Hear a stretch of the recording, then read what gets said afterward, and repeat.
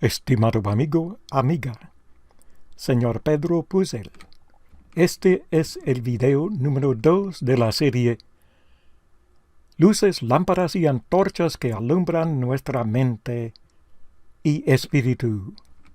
Tenemos también la palabra profética más segura, a la cual hacéis bien en estar atentos, como a una antorcha que alumbra en lugar oscuro, hasta el día esclarezca y el lucero de la mañana salga en vuestros corazones.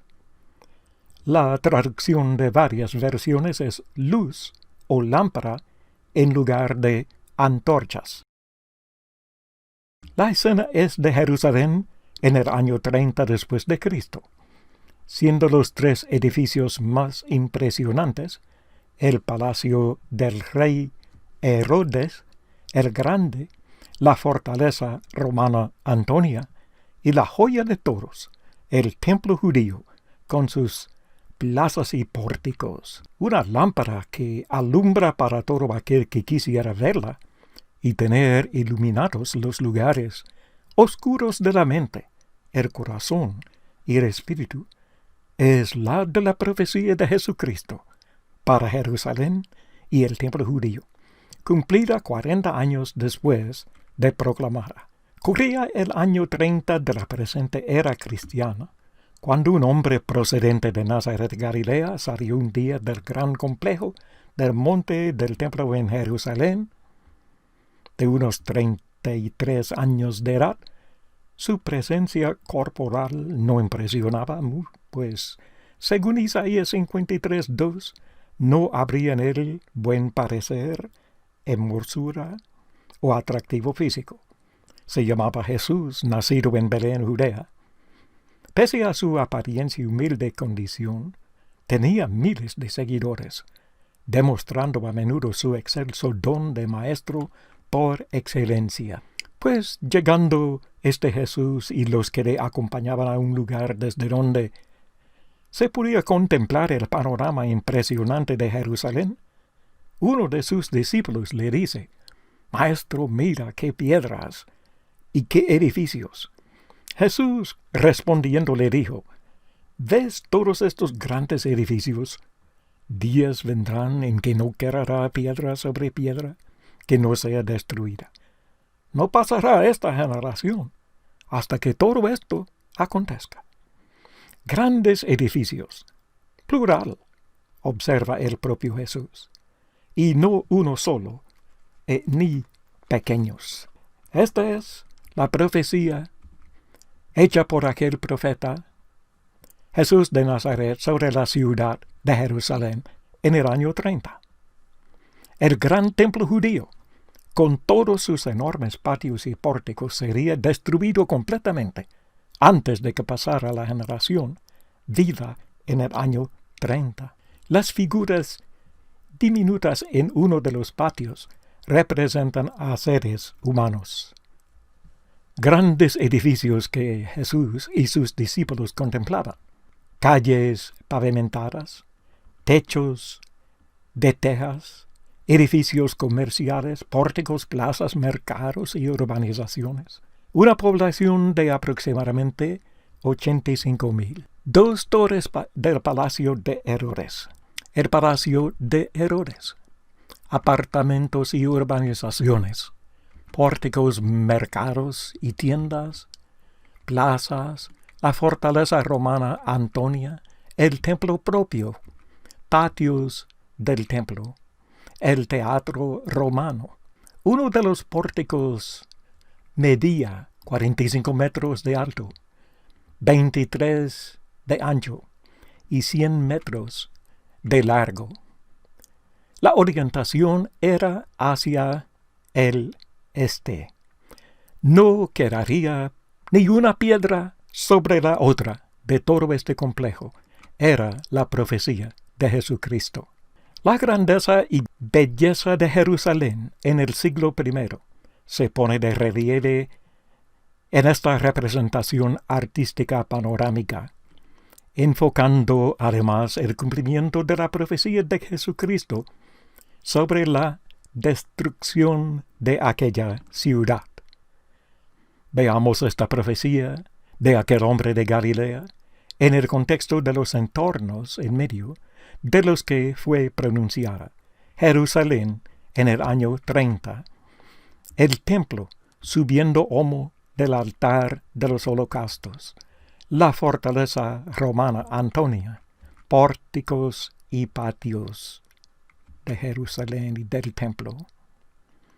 La ciudad y todo el país de Israel habían estado bajo el dominio de los romanos desde el año 63 antes del nacimiento de Jesús de Nazaret.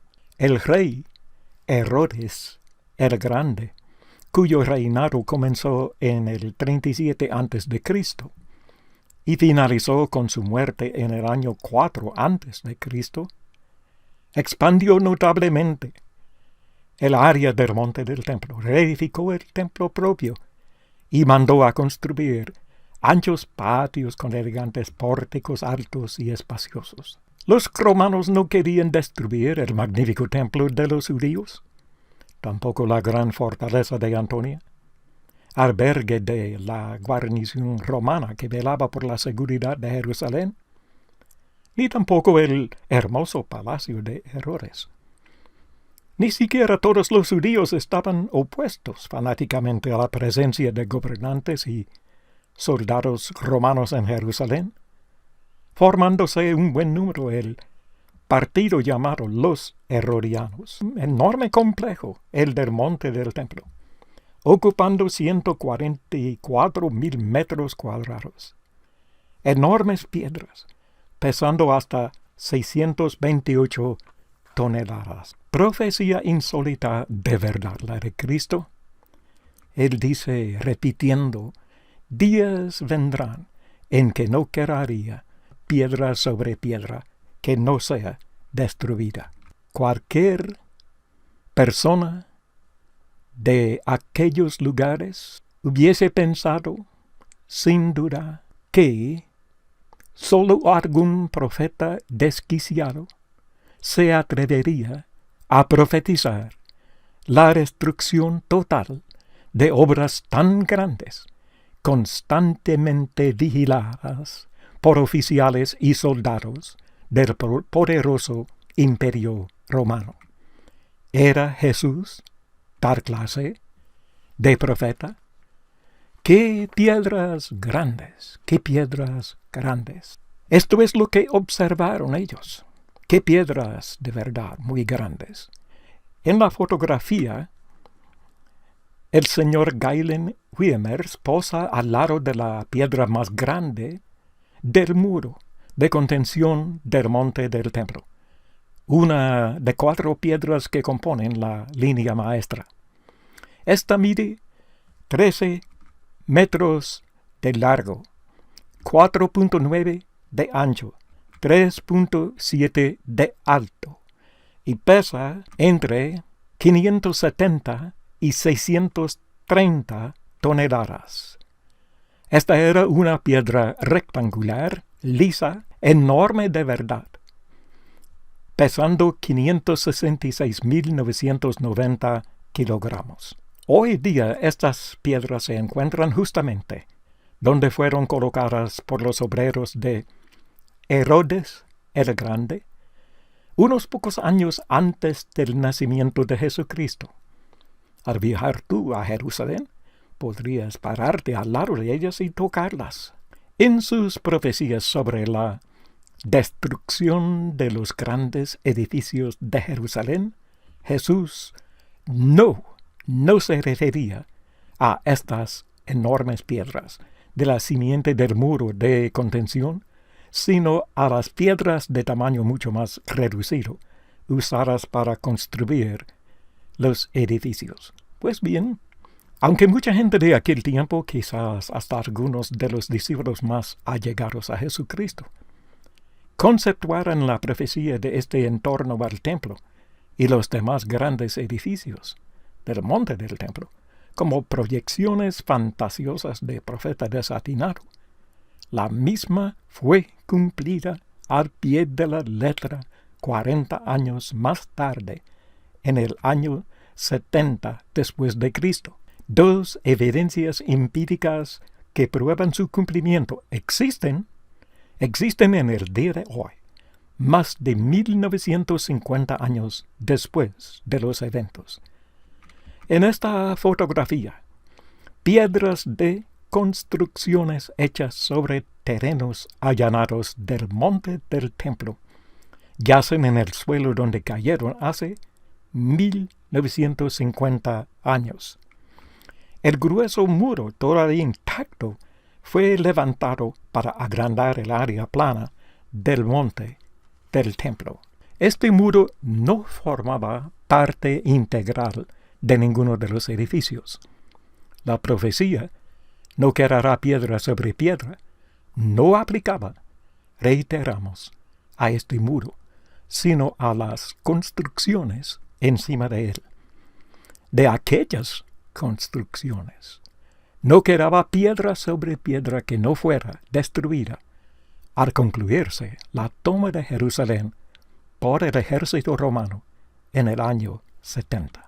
Hecho innegable, hecho histórico, hecho comprobable en el día de hoy. Profecía cumplida 40 años después de proclamar, pese a lo improbable de su cumplimiento.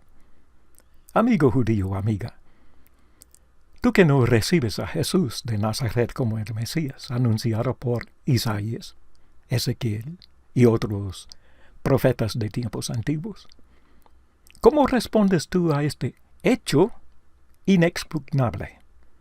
Amigo tú, de la raza gentil amiga, que resistes creer en Jesús de Nazaret y seguir sus enseñanzas, ¿cómo respondes tú a este hecho?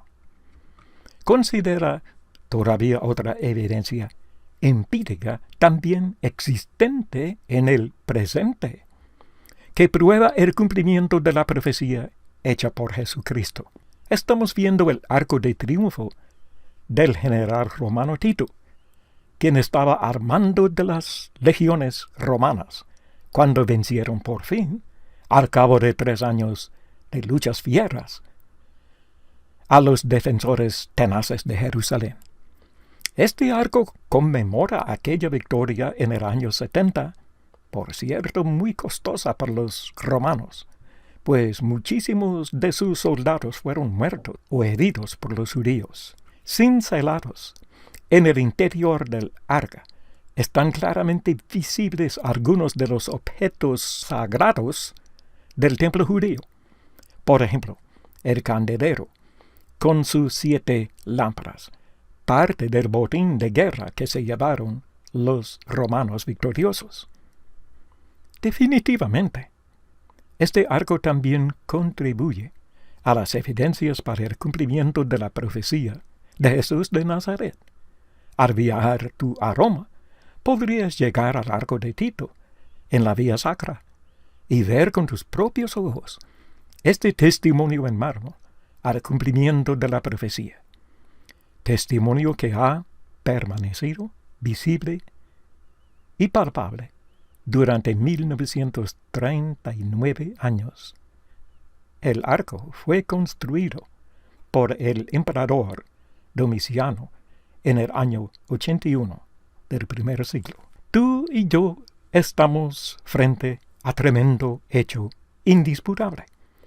La profecía de Cristo sobre la destrucción de los grandes edificios del monte del templo fue cumplida precisamente durante el tiempo fijado, a saber, antes de pasar la generación que la escuchó cuando primero proclamara. ¿Aceptamos este hecho o lo obviamos como si no existiera? Porque un hecho es un hecho, y sigue siendo un hecho, aunque no lo creamos. ¿De acuerdo? Así que el hecho del cumplimiento de la profecía de Jesucristo es tan real y tan sólido como las piedras pesadas que yacen derribadas en la antigua calle romana pavimentada al lado del muro, o como el arco de triunfo del general Tito, construido de mármol macizo. De la manera que ninguno en sus cabales puede negar la existencia de aquellas piedras o el arco, y tampoco puede negar el cumplimiento de la profecía de Cristo. ¿Aún tienes dudas? ¿Cuáles? ¿Y a base de qué consideración o hecho? ¿Cabe la posibilidad de que fuera mera casualidad el cumplimiento de la profecía de Cristo? Bien que hubiera alguna leve posibilidad de cumplimiento por casualidad, los parámetros del caso prácticamente la anulan. Parámetros ya señalados en parte. Por ejemplo, la fuerte presencia romana en Jerusalén, que velaba por la seguridad y conservación de los edificios del monte del templo. Se tiene por igualmente relevante el hecho de que el propio general Tito ordenó a sus soldados no destruir al templo judío. Mas, sin embargo, ellos, encolerizados sobremanera por las barbaridades y grandes bajas que habían sufrido a manos de los judíos defensores, no le hicieron caso. Hecho testificado por el historiador judío Flavio Josefo en sus Anales de Guerras Judías. Dado que una profecía cumplida constituye efectivamente un hecho innegable, la misma ha de conceptuarse como una razón fuertísima para creer en el autor de ella. La profecía cumplida produce fe en la persona inteligente, racional, objetiva, mentalmente honesta en sus razonamientos y conclusiones. La profecía cumplida elimina dudas en tal persona, evitando que caiga en el pozo profundo de la incredulidad. ¿Qué concluimos acerca de Jesucristo, el autor de la profecía? Pues cumplirá perfectamente su profecía. La única conclusión lógica es que aquel hombre de Galilea era profeta verdadero y por ende hablaba por inspiración divina, es decir, de parte del Dios que prevé el futuro antes de que transcurra. También otra conclusión ineludible salta a la vista, a saber, aquel hombre no era mentiroso. Por ende, él era real e indisputablemente quien decía ser, y decía ser el Hijo de Dios, el Mesías prometido. Estimado amigo judío, amiga, ¿qué dices tú al respecto? ¿Acaso oses negar o hacer caso omiso al hecho incontrovertible presentado? La profecía de Jesús de Nazaret se cumplió. ¿Cierto o falso? Don gentil, dama gentil, tú que no crees en Jesús ni en la Biblia, que quizás te mofes de Dios o los cristianos, o quizás creas, pero a medias, carcomida tu alma de dudas que rayan en pura incredulidad. ¿Qué dices tú al respecto? Tú estás delante de un gran hecho que tus dudas, mofas o incredulidad no pueden hacer desaparecer. ¿Lo aceptarás haciendo cambios correspondientes en tu vida moral, espiritual, o lo desecharás haciéndote reo de las consecuencias presentes y eternas?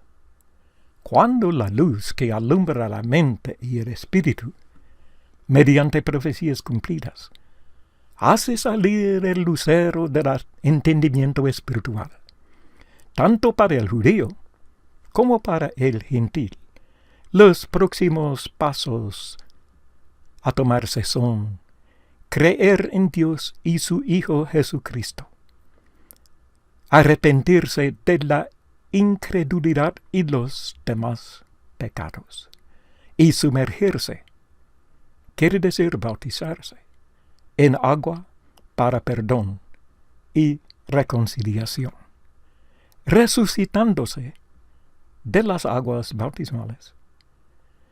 Espiritualmente, para andar en vida nueva, por medio de la transformación maravillosa de la mente y el espíritu. Favor de contactarme con toda confianza si está dispuesta a tomar estos pasos. Espero que hayas encontrado de provecho esta presentación. Te ruego perdonar cualquier defecto, que disfrutes de buena salud y que tu alma prospere. Me llamo Homero Twain Chapley, maestro y evangelista para el Señor y su Iglesia. Títulos no, más bien funciones en el reino de Dios. Para más de 2000 temas en formatos distintos, que cubren una amplia diversidad del saber, mayormente de índole espiritual, www.editoriallapaz.org, la abrumadora mayoría en español, más de 50 en inglés.